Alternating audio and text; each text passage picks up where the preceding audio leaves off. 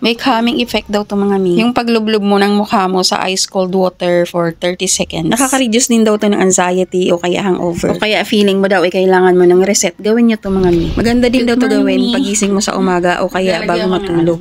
Ice sa water, sa tubig. Kahapon ko lang to ginawa mga mi pero nagustuhan ko na siya. Pero matagal na akong naglalagay ng ice sa mukha ko. Ilagay nyo ng ice cubes sa tubig bago pa kayo maghilamos.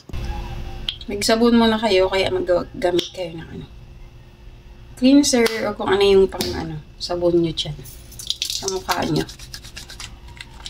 Kailangan malinis muna yung mukha bago ice water immersing. Sabi ni Dr. Mandelmi, yung paglublob ng mukha natin sa malamig na tubig nakaka-eliminate din daw ng puffiness, lalo na sa mga mata natin. Tapos nakaka-reduce din siya ng swelling, sign of aging, yung katulad ng wrinkles. Nakaka-reduce din siya ng inflammation, tsaka yung pinakamaganda, nakaka-glow siya ng skin mga. Tapos ang soft pa ng skin mo. Maganda ito may gawin sa umaga. Palo mo pa yung nagkape. Magigising ka.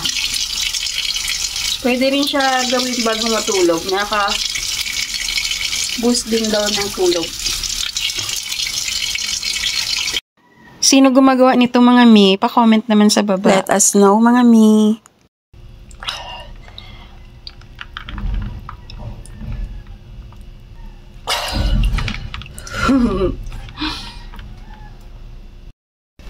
Pagkatapos maglagay na kayo ng skincare nyo. Yan, mas maganda ito pag maglalagay kayo ng makeup nyo, ng mga skincare nyo. Kaso syempre, kailangan din ng kasipagan dito. Kailangan everyday. Ayan, tingnan nyo yung natamaan ng ko.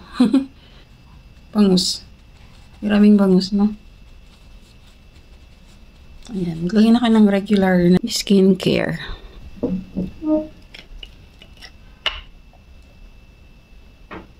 Ayan. Yung skincare ko pala Infinity. Kasi nabudol naman ako. 1 week ko na pala tong gamit mga mi. Maganda din naman yung One Opticogic tsaka yung apple stem cell nila. Marunong mag-skincare. Mag-apply. Pasensya na kayo. Yun toner. Ayan yung toner niya. Ito naman yung serum. Ito daw yung ampule. Konti-konti lang naman siya mi.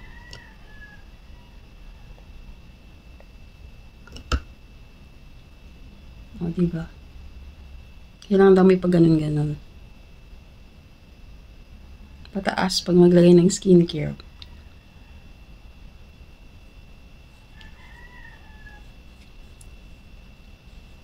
Kayo ba may paano maglagay ng skincare?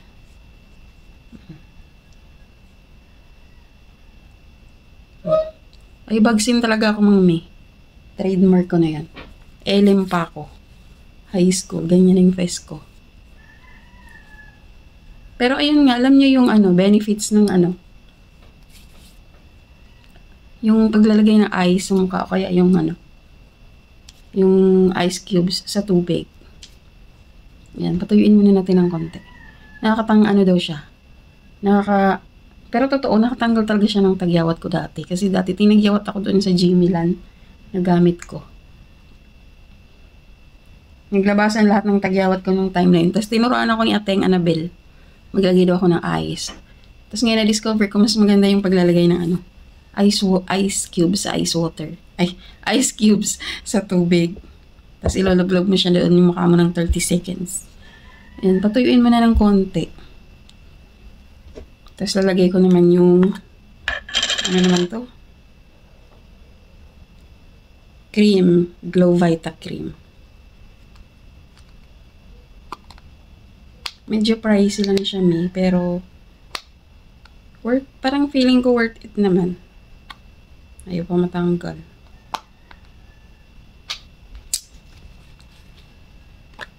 Yan o. Konti lang naman kukunin. Minsan nga sobra-sobra, napakarami na lalagay ko. Yung ganito nyo, matagal nyo na yan gamitin. Mga 6 months na daw.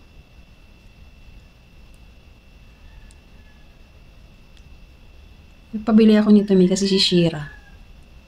Pinagyawat. Ang dami. Naglabasan. Alam niyo na, adolescence period. Tama din maglagay ng eye sa face. Yan. Konting-konti lang naman. Kasi na sa mukha ko. Tapos last, syempre yung sunscreen. Yan. Konti lang din. Tapos itong sunscreen nila, hindi mo na kailangan mag-makeup. Para siyang may coverage na. Hindi ko alam kung paano maglagay, basta. Basta mailagay. Tsaka pataas daw yung stroke.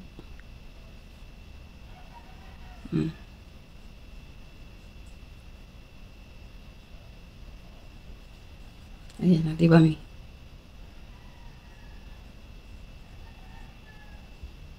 Konting-konting nga lang kinuha ko. May sobra pa din. Pero okay lang yan kasi sunscreen naman. Lagay na lang natin. Lagay nyo to sa mga yung mga na-expose sa sun. Alam niyo kasi pag nagkakaedad na tayo, nagkakaroon tayo ng mga melasma dito, di ba? Usually dito.